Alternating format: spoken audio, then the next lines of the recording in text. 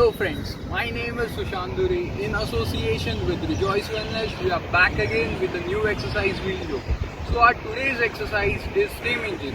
So steam engine mostly focuses on your abdominal muscles, your hips, and also has cardiovascular benefits.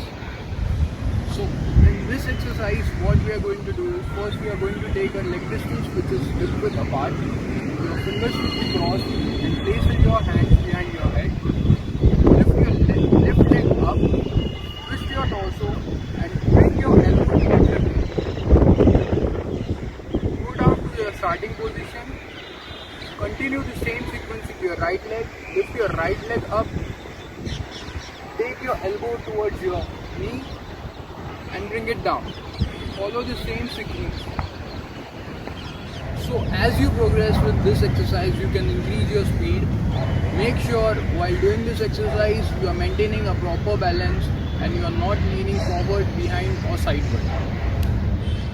So stay tuned for our upcoming exercises. Till then, stay home, stay safe and stay fit.